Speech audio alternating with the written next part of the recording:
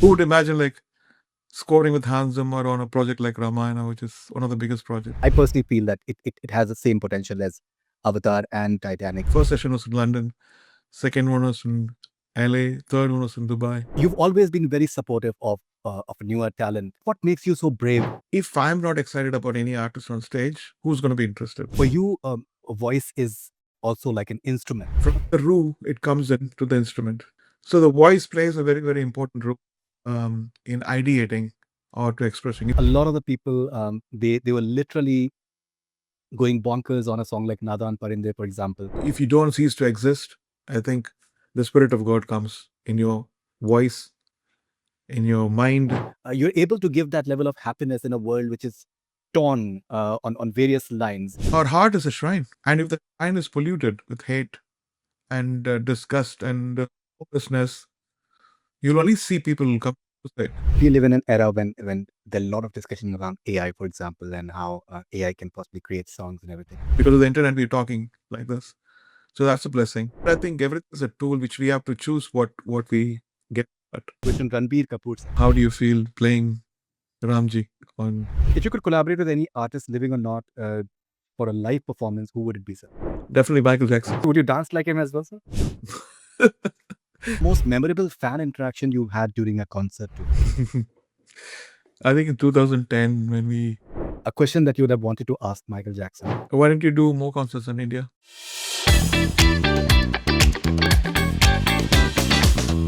Hey, this is R Rahman and you're watching Connect Cine with Faridoon. Stay connected.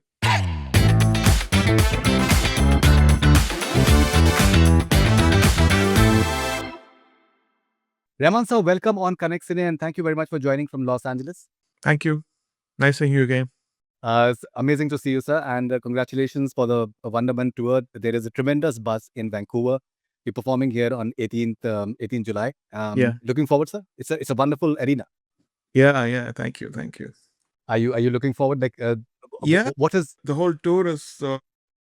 it started so well in Mumbai for the Waves conference, and then we were like official partners with the Indian government, Maharashtra government, and it was a cute. And to bring that to the US in a way is really exciting. To bring a whole new set of people who are very, very talented. And we've been rehearsing for the last week and everything. It was very exciting. right? So you'll be performing with your son. My son's staying here too, yeah. So how excited are you, sir? As I told you, we every tour is slightly different from the previous one. There are many challenges, and the challenges are met. And musically, we are all like super excited to show something which we've been working on for the past 6 months. That's amazing. And so Zanai Bhosle is there as well. Asha Bhosle ji's granddaughter. Yeah. You've worked with Asha ji in the past. In some other concerts, yeah. She's there in the East Coast. Yeah. Right. So that's another grand legacy that is going to be going forward. To be a offspring of that family and still being in music is very courageous, because unless they have an own individuality, and I think she was, when I met her, she was brave. She had this sense of innocence, not being too harsh on herself, and then there was a great encouragement from Asha ji, and yeah, Right. excited because she has got her own vibe. She's doing some of Asha ji's songs in her own vibe. I said that'd be great to have the next generation come. And sir, there is one more very amazing new artist. His name is Mr. R Rahman. I genuinely feel it's 2.0. Like the way you are happening right now. Chava has just released. Ramayana is just is an amazing project, and I'm sure that you'll be enjoying it tremendously. There's a complete new side to R Rahman. I am born every day because you can't rot. Because the whole world is changing every day. You know, that big creatures fall and the new saplings come in. The same way, I think thoughts have to go, new thoughts have to come. But the core of me is the same. The core, what I believe in, and what we can do with our music, with my music, and how I can share with people who love me, who accept me, or they don't accept me. My efforts are still the same. The whole intention of the effort is the same. But there are many other changes happening because the studios are different, artists are different, the way we are recording is different, the way we vibe is different, the projects are different, right? Who would imagine like scoring with Hans Zimmer on a project like Ramayana, which is one of the biggest projects, and it's our culture, Indian culture, and I'm really proud of that project, and I hope that everything goes well. And so I genuinely feel that this is going to be the biggest film from India. Mm. Everyone all across the world, people are going to be watching it. Namit Malhotra said that Avatar, the budget is more than Avatar. I personally feel that it has the same potential as Avatar and Titanic because it's something which is very, very unique. I'm sure that it'll be an amazing time for you to compose music for that. Yeah, absolutely. The first few sessions we had was great. Actually, first session was in London, second one was in LA, third one was in Dubai. So wherever Hans travels, I also have kind of base there. So it's easy to converse and basically he is very similar. I mean, how curious he's about the culture, how open he is about criticism, how he also spearheads the whole narrative where he says, "I can't understand this. Can I?" In a Western perspective. So he's also a guide project. Right. Amazing. All right. And so when it comes to Wonderment Tour, for example, it's a complete new crop of young artists that are going to be performing with you. You've always been very supportive of newer talent. What makes you so brave to support young talent and maybe unvarnished talent in a way? If I'm not excited about any artist on stage, who's going to be interested?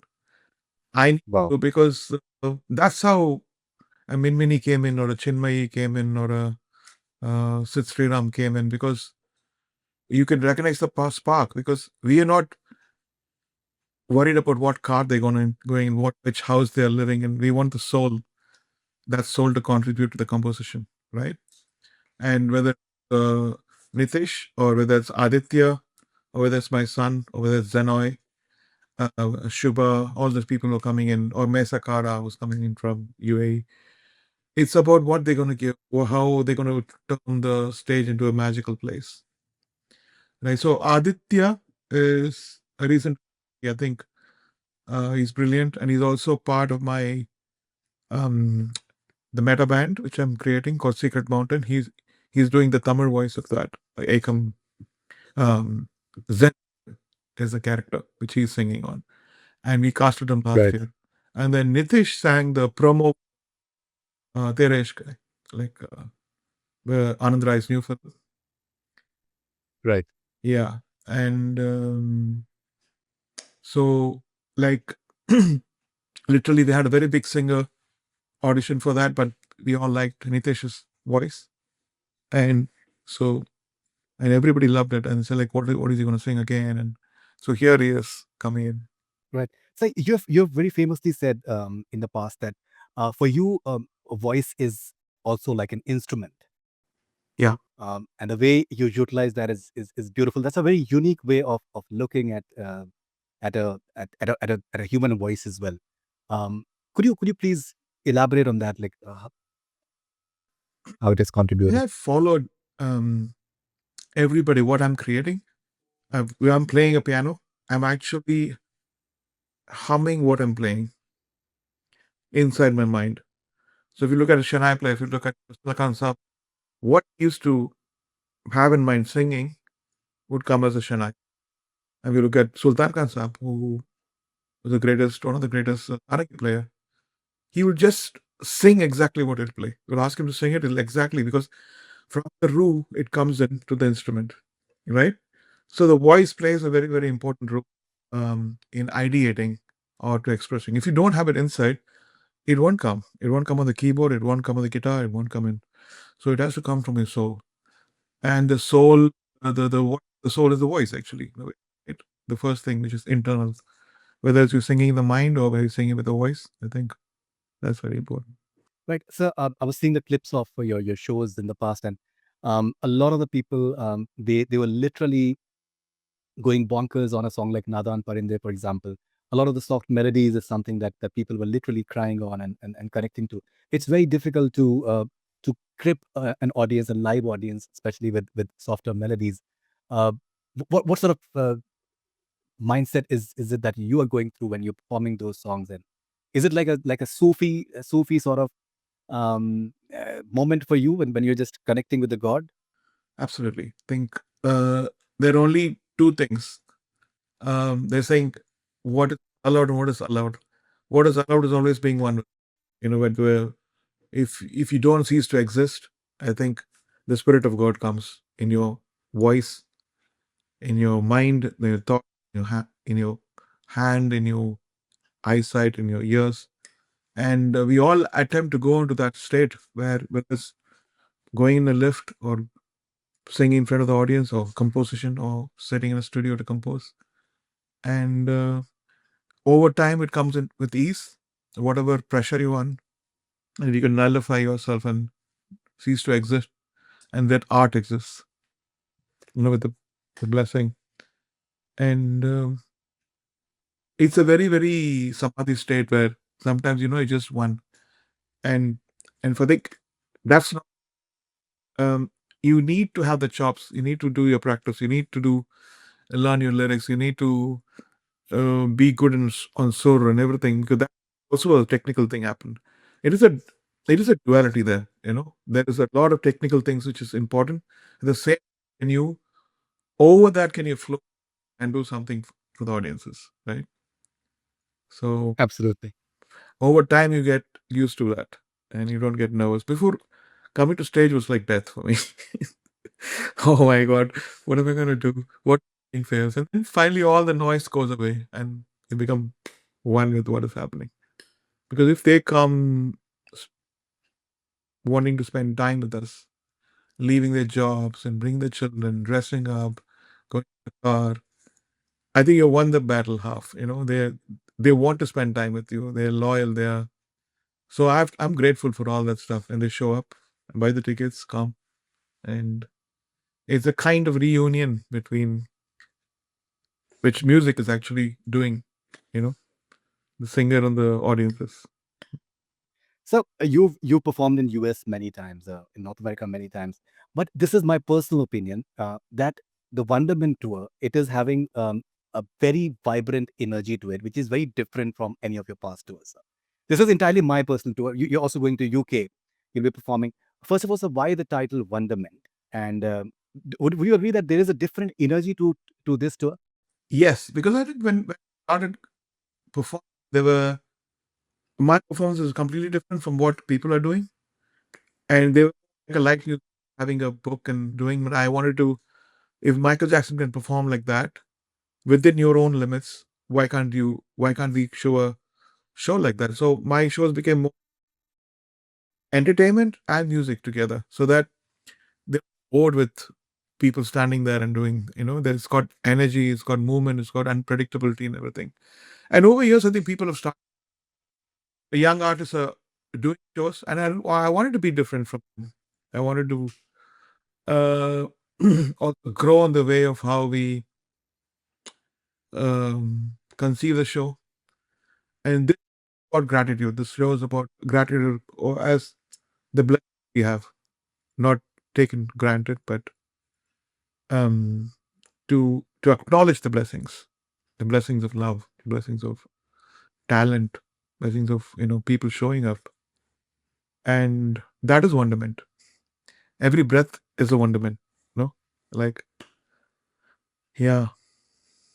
So when you were in Vancouver some time back, and we had this conversation as well, that we live in a world that lots is happening, um, and you gave a very profound answer in terms of how the art can possibly bring people together.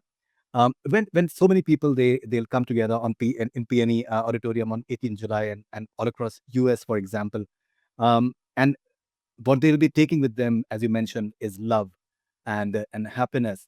Um, do you feel a sense of in a way gratitude towards the Almighty and towards the world, that you're able to give that level of happiness in a world which is torn on various lines, everyone comes together, various religions, various cultures, various races, and they go back happy. It is, I think, if people being born every day, they don't Right. deserve evil news of news about death and cruelty. They need to see the wonderment of life, and whether it's kids or young adults, or because that's gonna our heart is a shrine, and if the shrine is polluted with hate and disgust and hopelessness, you'll only see people who come to suicide. You'll only see people who don't believe in the future or hope or faith in anything. So it's the artist of people, artists like us and people who believe in love and everything, cleaning up that stuff, saying there is a beautiful world, there is hope, and the whole galaxy is huge. The evil is tiny, but for us, I'm not saying tiny, tiny in the sense we look at the how big the galaxy or how big the world is. That tiny dot is shown in a way where people lose faith in everything, in humanity and everything. So it is important to reaffirm and give them the light, and all of us have to be the light in everything we do. A doctor, a teacher, a philosopher, a musician, a poet, a dancer, actor, actresses, director. Not go into something which will bring them down to, but lighten up people's lives every day. It's very hard, but I think that is the basic duty of all of us. You. Okay. So you've always had this futuristic sound. We live in an era when there's a lot of discussion around AI, for example, and how AI can possibly create songs and everything. How do you look at this transitional phase, and what are your views, sir? I think everything we look at, if you look at positively, how to use it, we will always get a positive. And if you take the internet, internet came and it was a blessing, then became a curse. Then people started making, choosing what the blessing is, what the curse is. So we use it according to, like, because of the internet, we're talking like this. So that's a blessing. And there is also there are bad influence on the internet. So like that, I think everything is a tool which we have to choose what we get at, and we choose to do good things with it. We can do good things. That's my thing. Very basic, simple answer, but that's how it is. So one thing that I've noticed that, for example, you are from Tamil Nadu. When you when you sing Hindi words in lyrics, for example, there is this element of respect, which is very apparent. There are times when the music directors they tend to believe that the tune is everything, and any sort of word can possibly just go ahead because the tune is so beautiful. I personally noticed that you have a lot of respect the way you render words. Mm. You careful about the pronunciation as well. What is the importance of lyrics for you? Even when we don't totally understand it, but you that element of respect is there. I know sometimes, in Tamil Nadu, especially Udichi or Sukunda, when they sing a song, they have a kind of accent which people have accepted and said, it's cute. We know that this is not going to spoil language, because but it's cute when they say somebody else sings a song. But it is not often the case. Like sometimes when I sing a song, like one of my biggest hits is Vande Mataram, Mataji Salam. And we spend a lot of time correcting, because, oh, he's Tamil and people know him. Not like that, but why can't we try a little more harder to make it better? And that's the whole intention. Why annoy people unnecessarily? So that's the whole idea. If you could open a concert with any one of your songs, which one would it be and why? If I can do that, I can actually wanted to open the concert with a very, very slow song. Usually they go bang, bang, bang, bang. There's Jai Ho or any song. But I think the time will come when people are slowly going towards very soulful stuff, and they're reacting all over the world. We see people singing along the songs, like thousands sing the chorus of a song and all this stuff. I think the vibe is coming back. In fact, in this concert, we have certain songs which are like that, like something like Nahi Samne or Tuhire or stuff like that. Tu hero, of course, sir. If you could collaborate with any artist, living or not, for a live performance, who would it be, sir? Oh, okay. Definitely Michael Jackson. Michael Jackson. I thought so. Yeah. That's amazing. And would you dance like him as well, sir? I should have started early like him. I was in the studios practicing, and there was no chance of dancing. Do you have a favorite instrument that you love incorporating in your? Yeah, this is one of my favorite instruments. It's called the continuous keyboard, and you might have seen playing. I'm still trying, right? Yeah, for me, I think instruments are actually a reflection of the voice only, like from internal. So, and it's about your physical. I mean, I was very fascinated by Shania actually, and I bought a Shania, and I was coughing all the whole week, and so left it. I loved it so much that I but with my breath, it records in the whole system. So, if you had to describe the energy of your concerts in 3 words, what would they be? Oh, mm, wonderment. Wonderment. That's amazing. That's amazing. So, what's the most memorable fan interaction you've had during a concert tour? I think in 2010 when we had the Chaho tour, and there was, we had 3 prayers. One was Ek Onkar, Vaja, and Opal Hare, right? So we had a whole section of devotional thing. So the one gentleman was fully drunk, and I think the Shweta Pandit was singing. He came and did Shashtang to Shweta. It was very cute, and then we got the security pushed him a little. I think it's so emotional when Upal Hari was performed, and that I can't forget that one. That's amazing. So, do you have any pre-concert rituals or lucky charms that you keep with you before going on stage? The only lucky charm is practice. That's amazing. That's amazing. So, if you had a question to ask the following people, what would you ask them? A question that you would have wanted to ask Michael Jackson. Why don't you do more concerts in India? Amazing. You're done in every city. The city they would have built more better stadiums if a big artist comes, So it's important. Danny Boyle, sir.